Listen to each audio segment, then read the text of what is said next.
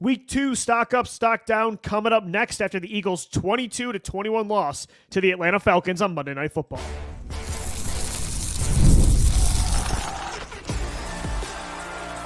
You are Locked On Eagles, your daily Philadelphia Eagles podcast, part of the Locked On Podcast Network, your team every day.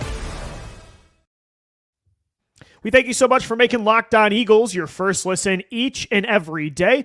Welcome in, Eagles fans, to this Wednesday edition of the show. I'm Louis DiBiase, joined as always by my co-host, Gino Camilleri. And we're brought to you by FanDuel. Now through September 22nd, all FanDuel customers can bet $5 and get a 3-week free trial of NFL Sunday Ticket from YouTube and YouTube TV. Just visit FanDuel.com to get started. Just bet LOE3. Gino and I, we killed it on Monday night.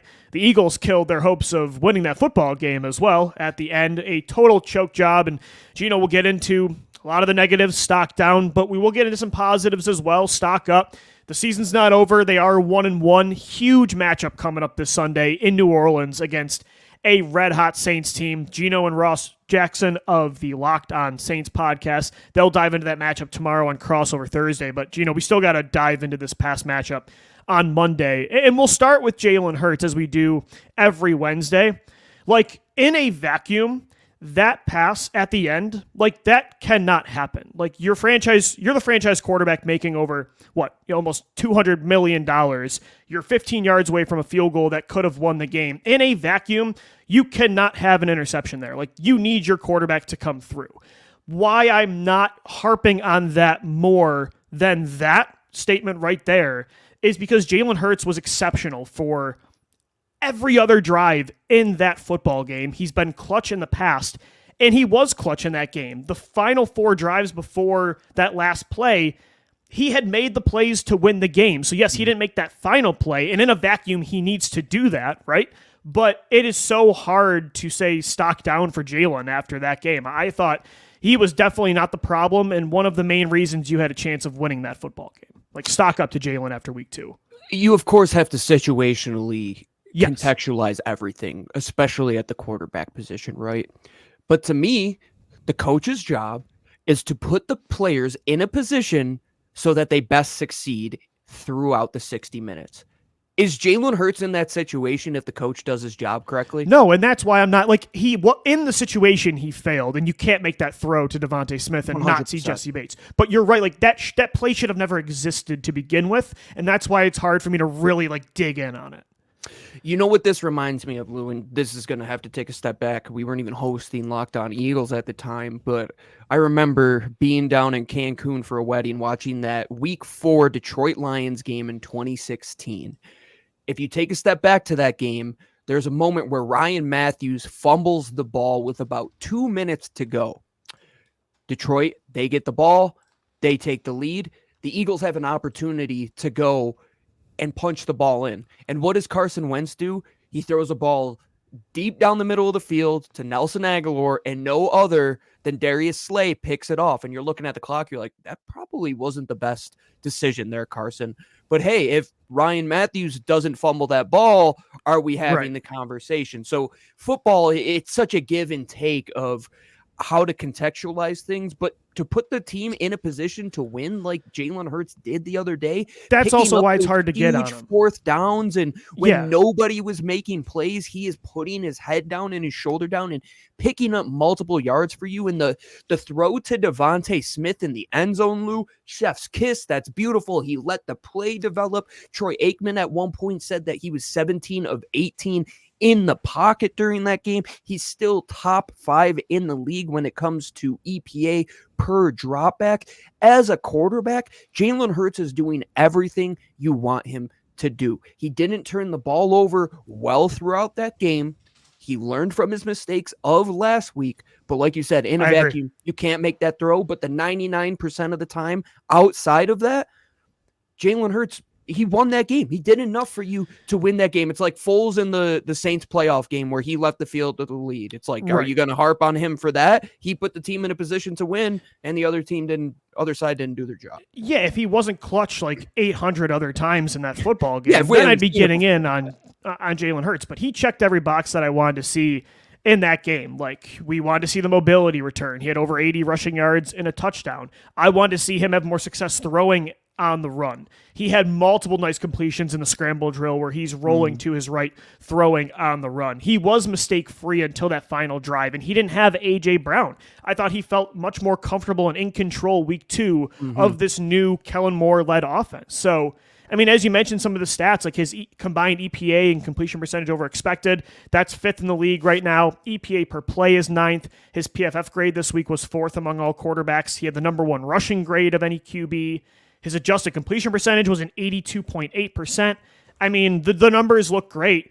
He's the reason that I'm not completely panicking about, even though it's just a 1-1 start, we probably shouldn't be to begin with, but there's a lot to feel worried about. But the one good thing is, and this will always give you a chance, the franchise quarterback is playing great football right now, outside of a couple interception throws. But outside of that, like, the franchise quarterback is not a problem, and that's a huge silver lining we do need to focus on. He's getting better as the weeks are going on. He's not regressing. And I think next week on the road in that environment will be a really good test for him too. Absolutely. And I think you made a good point. If you look at the tape from week 1 to week 2, I think he looked much more controlled in his footwork, his poise. He let things develop a bit more. He threw over the middle too. I mean, multiple times. The Devontae Smith touchdown is as middle of the field. The first throw of the game. The layer throw to Grant Calcaterra where there's a linebacker in front of him, a safety right behind him. He puts it on the money. Yeah, I think the numbers don't look as sexy as week 1, but I thought Jalen Hurts was better this week than last week. The numbers aren't going to look sexy around the NFL for quarterbacks. If you look at the drop-off of statistics, this cover 6 world is absolutely destroying. Want to hear something crazy? Gardner Minshew is the only quarterback that has back-to-back weeks with over 250 passing yards. He's the only quarterback in the NFL to do that. So you can't just look at the box score and say, oh, Jalen, I mean, threw minimal yardage, like he ran pretty well. But if you look at what he did, that 9-minute drive, does that happen without Jalen Hurts? Absolutely not. Some of those beautiful throws, the throw on the run, Lou, you were texting me in the first quarter and you're like, is his explosiveness just completely gone? And then he goes from Bruce Banner to the Hulk all of the sudden, and dude, rolling out to his right, seeing Devontae Smith understand that it's against zone, so he's got to sit in that pocket with a nice little curl. It took me back to Donovan McNabb as a kid. It's like, that's what Donovan did so well on the run, outside the pocket, beautiful throw. And that's what Jalen has done really well over the last couple of years, but he kind of fell off over the last year running outside of the pocket. Really good inside the pocket. I think that's not being talked about enough. I don't think he's getting enough credit for what he is doing inside of the pocket. People are saying, oh, he's a one-read running back. No, he's letting these progressions play out. He's letting the defense develop. That first play, I love that you brought that up to Grant Calcaterra.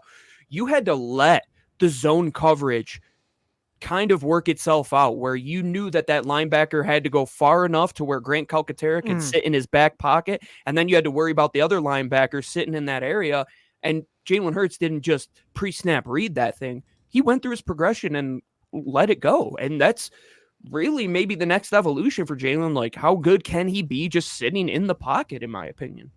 Yeah, I think it was a stock-up game for Jalen Hurts, and that's the good thing is right now your quarterback's not regressing. There's a lot to be concerned with regarding this Eagles roster, but if your quarterback's playing good football, like, I'm never going to say the season's over. I'll be concerned about last throw. Yeah, I'll be concerned about their ceiling because of everything else, but overall your floor is always going to be high if you have a guy like this that keeps you in football games. But again, there's a lot to be concerned with about this Eagles team at 1-1. We'll get into stock down coming up next right here on the Locked On Eagles podcast. Today's episode of the Locked On Eagles podcast is brought to you by DoorDash. Football season is finally back, which means it's time to order your favorite game day food, snacks, and drinks on DoorDash without missing a single play. And if you're a guy like me that's got a lot of friends that, bachelors that got their own single apartments, a dude's pantry, like there's not a lot of food in there. So about 30 minutes in, I'm already planning on food. As Gino's pulling up DoorDash, it's that easy. I pull up the app.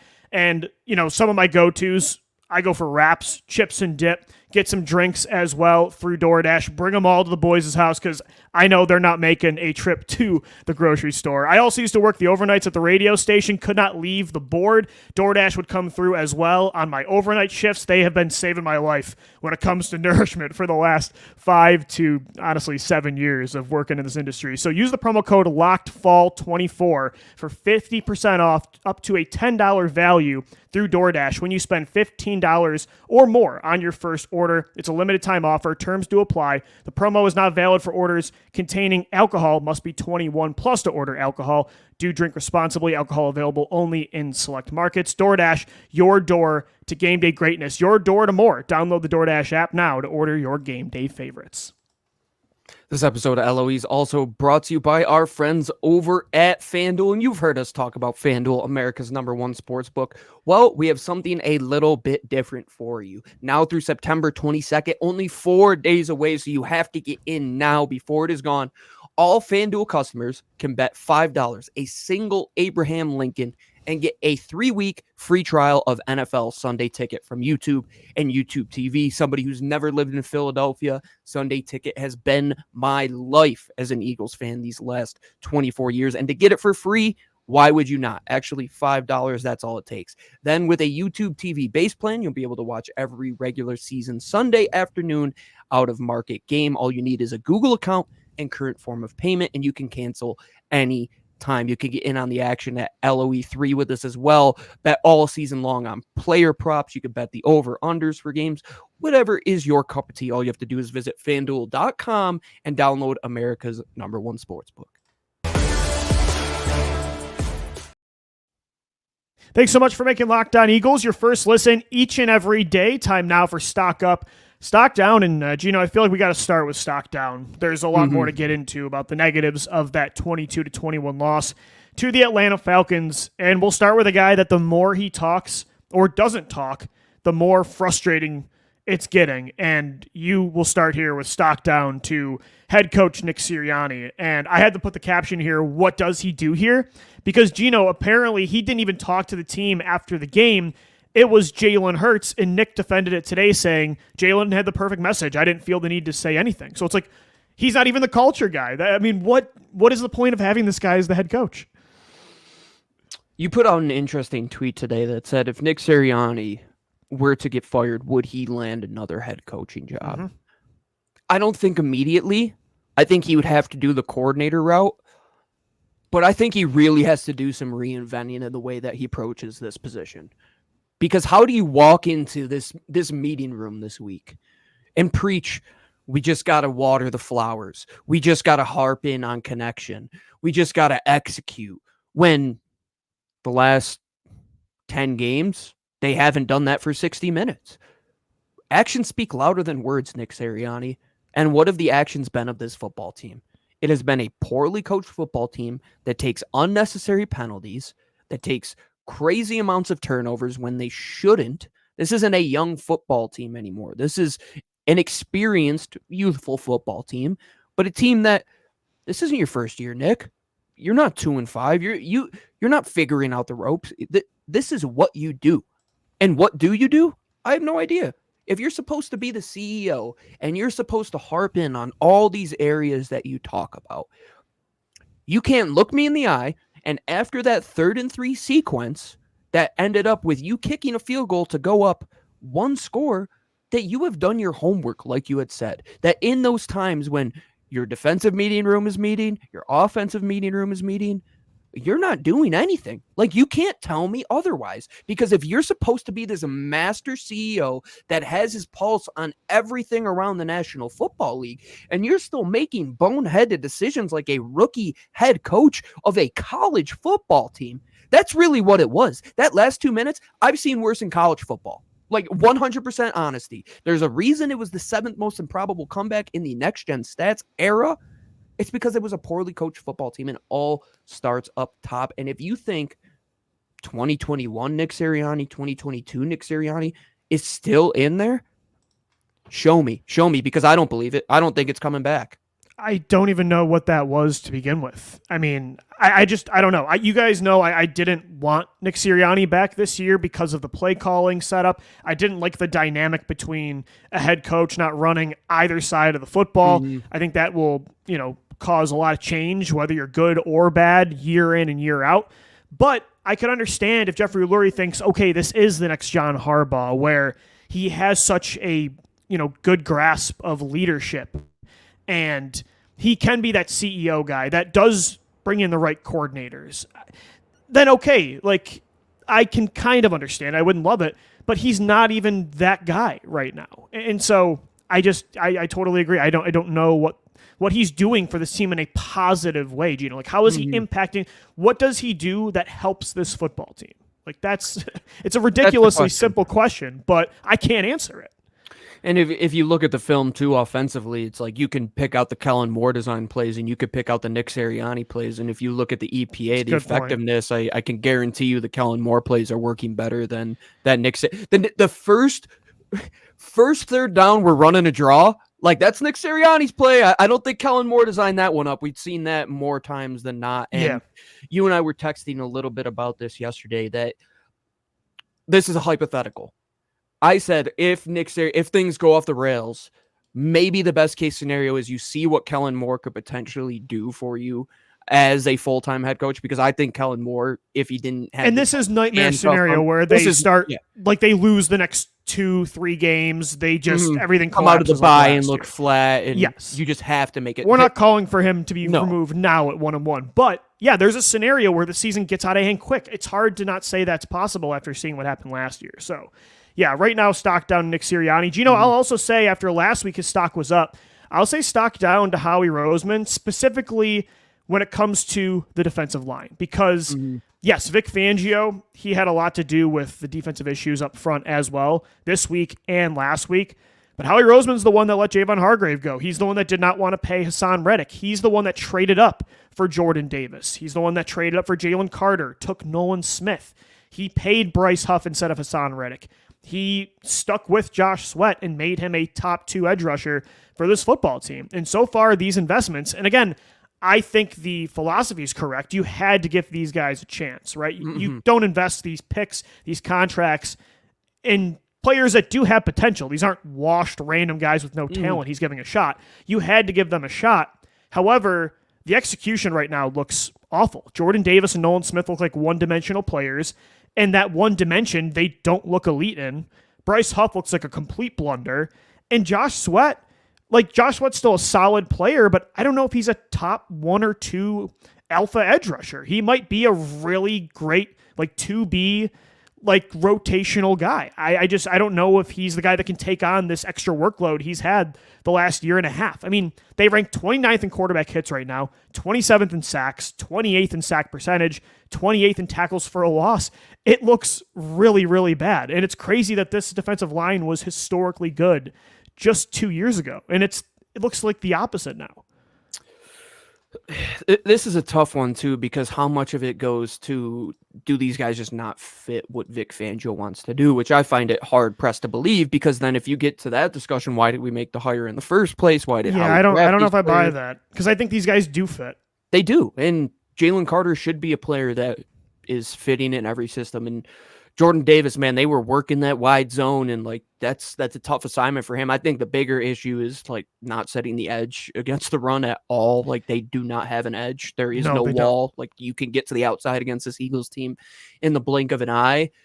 But it's just disappointing that nobody's stepping up. You saw what Fletcher Cox was just in this building last year. Nobody's gonna take that mantle, and when BG's gone, who's gonna step up in that regard? And it's a real shame, because you made the investments. It's not like cornerback of 2010 to 2020 where you just didn't make investments and you're like, please play the young guys because we want to see what we have. It's no, we have to play the young guys because that's where our bread is buttered. We put all of this money, all of this time, all of these resources, and if this doesn't hit home, that's going to take multiple years to fix, Lou. This isn't it's not a 1 year type of thing that's going to turn that defensive line over. And that's why they have to step up sooner rather than later, because you're playing a Saints team where They want to put you in second and short, third and short situations, just like they did to Dallas last week. That's the blueprint. If you watch that Dallas tape and you don't do what they do and you still can't execute because you do the opposite of what they did, maybe you just don't have good football players out there. And that would be a harsh reality to face. Bryce Huff, Josh Sweat, Jalen Carter, Jordan Davis, Nolan Smith, like the top 5 players Howie's invested in at this spot. 358 combined snaps, 0 sacks, and 1 tackle for a loss combined. Like that is just, Gino, it's really bad. And the Eagles have had some okay defensive lines growing up. I don't know if I've ever seen an Eagles defensive line. And again, it's a luxury. Most teams don't go through this much sustained success at these spots. But I haven't seen an Eagles defensive line this bad, and I don't even know. Like, even the dream teams, those teams sucked, and they still had Jason Babin with 18 sacks. Like, this has been really bad. I've never seen anything like it. And to know that they want to hit home with 4 guys, like that's the hardest part, because then you bring the blitz, and it's like, this isn't what Vic Fangio wants to do, and then Kirk Cousins picks you apart against the blitz, and then you get out of your identity because you can't do the basic fundamentals of a Vic Fangio front because your Georgia players can't develop. It's crazy to say. The crazy part is too, and I'll say stock down as well to Vic Fangio, because Fangio's supposed to be helping these guys out at times. He is 29th in blitz rate this year. So far he's not really helping these guys out much either. And like, where's the aggression? He's not adjusting anything when it comes to like playing the run and nickel. Some of these alignments have just been strange where they're at a wide 9, and compared to where the interior is lining up, there's just so much space in the meat of the trenches.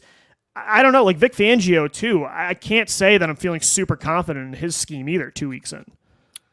Well, this is one where I think you have to get really philosophical and look at like where football is heading, because everybody over the last 10 years, they're a Vic Fangio disciple. They're a Vic Fangio disciple. Well, everybody's running cover 6 in today's age. I mean, some variation of it, which is making teams keep everything underneath, which is also making defenses want to get lighter so they can defend some more of this pass game, which teams are now running the football to combat. Yeah, I was going to say, it's just a circle. It's going to go. The Eagles were not proactive in this hire. No, I was going to say, I think really the cover 6 era feels like it's almost coming to an end now, where offenses are adjusting. Go away from that. Yep. I was going to say, I've seen a lot of teams running like cover 2 man, playing different. Like a lot of the Fangio disciples, are getting fired across the league. So yeah, it's a shame, but it's so cyclical, and you have to be ahead of the curve. And now the curve is trending back towards running the football, having to be bigger bodied, and like having not less athletic, but guys that are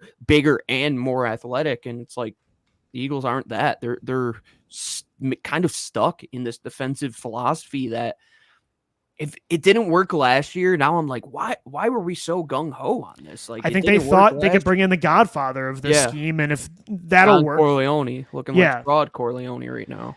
All right, Gino, this guy's seems like he's always stocked down in the Locked On Eagles podcast. You got this one, Kenneth Gainwell. I tweeted out from our Locked On Eagles account, like, that's why you don't give the ball to Kenny Gainwell after Saquon Barkley touches him. People are like, Saquon took himself out of the game. I've said on this podcast more times than I can count, think players, not plays. Why are you giving Kenny Gainwell the ball in any situation? I do not get it. And especially when Saquon comes off of the field, they're probably going to stack the box a little bit more because you were just gashing them in the run game. He can't return the ball. Will Shipley might be the better option. And I think this has more to do with, we aren't in a committee world anymore. This committee thing has got to stop. Saquon is a different beast. And it's so evident every time Kenny touches the ball. It's like watching a varsity versus a JV team. It's like you get the first unit's out, put the second unit in, things are looking. And I just hate the spots compared to that. Like, the spots they're giving Kenneth Gainwell. Why are we running them in the red zone, Lou? Yeah, sure. If it's 2nd and 1 and it's on your own 35, cool. Like, spell Saquon Barkley. We need to keep Saquon healthy for the Eagles all year. but the spots they're using him, it's in the red zone on a really big play. And that's what happened the last 2 years as well. And that's what used to drive me nuts. I feel like Kenneth Gainwell himself is collateral damage. It's more the coaches when they're using him. Yeah. Because he's a fine player. It's just he's always in these important spots, and he's just not good enough to do what a Saquon Barkley, heck, even a Miles Sanders or DeAndre Swift could do. And yet he's always in that spot. They really trust him. They're trying to make him somebody he isn't, which I think is very unfair to him. They just always trusted him more than I think he's done on the field to deserve. And he's a fine player. Like, you can use him in spots. I'm not saying he's bad. Like, people were getting mad about the Britton Covey touches. It's like, you should want to give touches to your better players. That's how it should always be. Like, I understand the idea, we're running the football well, but Saquon Barkley is Saquon Barkley for a reason. It's two different worlds. We have to live in reality. I will say, though, Gino, I'm glad you brought that up. Like, Britton Covey, I thought he played really well, actually, on Monday night. But Kellen Moore's got to find a way to get Dallas Goedert more involved. And you spent a third-round pick on Jahan Dotson to get one target for 6 yards.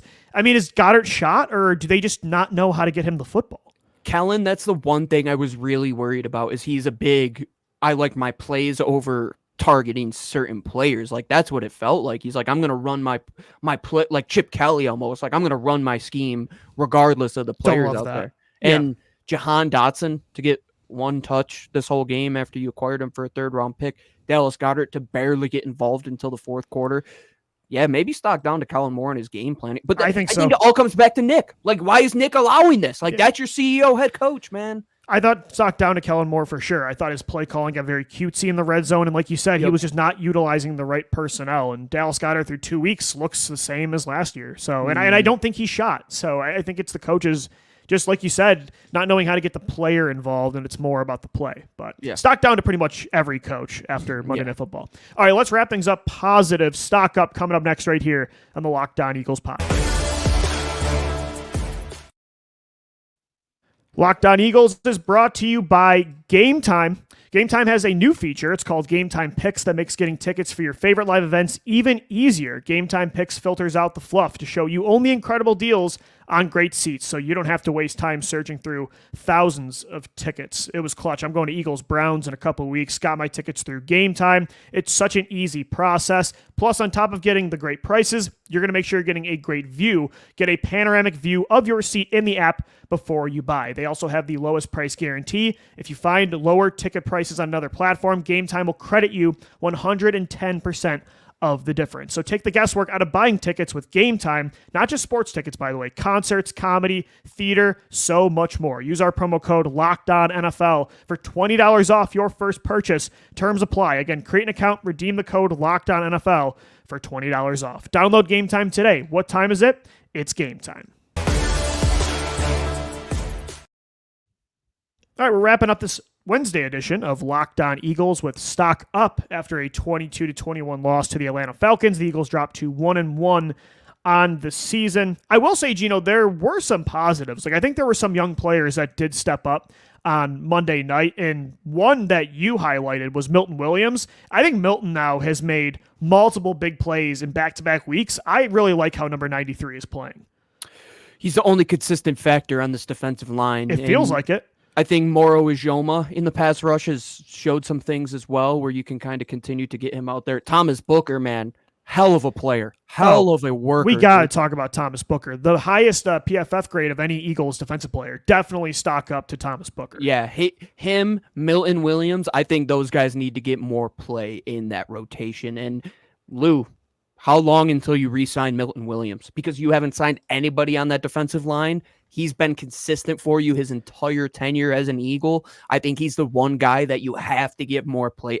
I want him to start. Like, I want him to get 45 to 50% of the snaps each and every week. I want him to play more than Jordan Davis at this point. Yeah, he's probably the best athlete out of anybody on that line right now. Probably. At that size. I mean, he moves so quick down the field, and laterally he's really good. He's got quick hands. He's got multiple moves. You got to re-sign him. Thomas Booker, heck of a find. But it's tough that you're talking about like the third and fourth guy in the defensive line when you should be talking about the top guys. But hey, I know, but they're the ones playing. Usurped in the NFL, man. Sometimes better players find their way. Yeah, it's unfortunate, but Milton Williams, Moro Ajoma, and Thomas Booker have been maybe your three best defensive linemen. They really have. They look really good.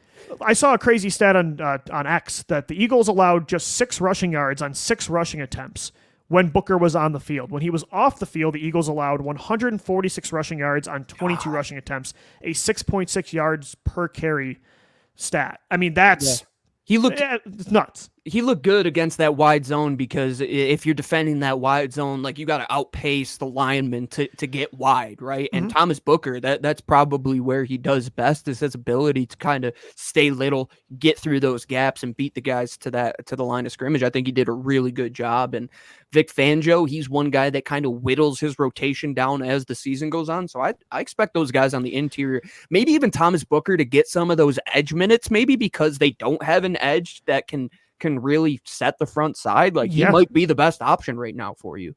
I also think, and Gino, you're highlighting here, stock up to Jalyx Hunt. I think they need to at least dress this kid. And it'd be worse than everybody else, man. I was going to say, man, you got to let this guy probably play. And he had a great preseason. It's not like he looked raw and unable to perform at the NFL level. We thought he would be like a red shirt kind of Nakobe Dean 2022 Cam Jurgens style rookie year, but I kind of want him out there right now.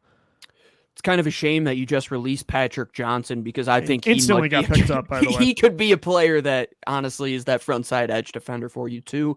But Jalyx Hunt, better than Nolan Smith right now, better than what you got at the edge position, because those guys haven't showed you anything. And this is a just be around, do your job type of role. And Jalyx Hunt might be playing way sooner than we expected, Lou, but maybe this helps his development, and he gets out there and he's one of those guys that just does better in a game time environment, which, like you said, in the preseason, it's definitely different, but the athlete that he is, how smart he is, can't look worse than getting put on your rear end by Bijan Robinson on a chip block like Nolan Smith did the other day. I agree. All right, I'm going to wrap things up with the show talking about my guy, Quinyon Mitchell, who I think early on, 2 weeks in, should be a Defensive Rookie of the Year favorite. Quinyon looks amazing. 34 coverage snaps, 3 targets on Monday night, just 2 receptions allowed for 31 yards, only allowed 1 first down. He nearly had that pick 6 in the first quarter where he perfectly read the click and close. Like, that was why you drafted Quinyon Mitchell. I love his press coverage ability, his athleticism, but what he showed at Toledo is off-ball corner, the vision, the ball skills, the explosiveness.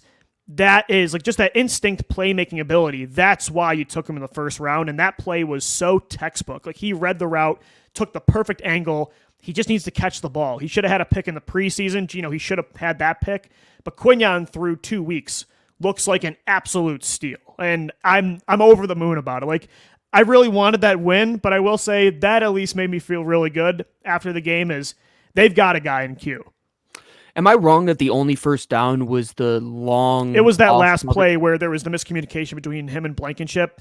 Quinyon was looking at the flat route, and neither guy really took the deep out. Yeah.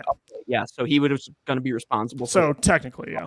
And they had that miscommunication. It was probably some sort of variation where the safety was going to come down. Yeah. Quinyon Mitchell can freaking play football, man. Like, I don't think you need to say much more than that. Like, he gets it. And I think he's a perfect pick for Philadelphia, Lou. Like, all of a sudden, the guy loves talking trash to people. I love it. On everything. And he gives me Kawhi Leonard vibes, where he's quiet and a little strange at first. And then when he's out there, he just says the funniest things, it sounds like. Speaking of vibes, did that click and close remind you of Asante? Yes, I literally thought I was taking notes during the game, and I said, I have not seen that since Asante. Yeah, I said, yeah, like that ability to just put your foot in the ground and like kill that angle. You're not supposed to kill an angle on a ball. A ball is supposed to move quicker than any human being, and that's why you draft him in the first round. And they didn't even have to trade up to get him, Lou. I think it looks better week by week. His ability to potentially win Rookie of the Year, and his assignments they've been pretty tough so far. I mean, I was going to say 2 weeks, it's no pushover who you're defending. No, Drake London, Christian Watson, Romeo Doubs. I mean, he has the second most incompletions forced and pass breakups combined among all DBs drafted since 2022 through the first 2 weeks. Sheesh. So I'm gonna Got put to some take money that on. ball to the house, though, man. I know, That he's would just have got been to huge. complete these interceptions, and then It was a good play by the receiver, though. He had his hand in Yeah, he there did till rip the it through. very last second. So Yeah. good player, man. You've been in on cue since Mobile, so you and it's hit not this bold. I mean, the guy was a stud first round pick yeah. that most saw as CB1, but there Look were at some first-year concerns from corners, people. though, Lou. I mean, Yeah, it's they're not always the this good. easiest transfer, and No. he looks. I mean, he looks like him and Darius Slay have been playing together for like 10 years, and he looks like he was James Bradbury, like where they had that 1A, 1B type of feel to them back in 2022, and it's like, yeah, that's why you drafted the kid and why you feel good about when Slay inevitably does retire. You got your number one guy. They're going to need him next week against a high-flying Saints passing offense. Can't believe I'm saying that, but it's the facts of the MVP matter, and it's a Derek big Carr? game. Yeah, I know. That's what we're looking at. Gino and Ross Jackson of Locked On Saints will dive into this matchup tomorrow. Then we've got our Friday show as well, getting you ready for Eagles Saints Sunday at 1 o'clock. Thanks so much for making Locked On Eagles your first listen each and every day. For Gino Camilleri, I'm Lou DiBiase signing off. Thanks as always for downloading, watching, and listening, and let's go Birds. Fly, Eagles, fly.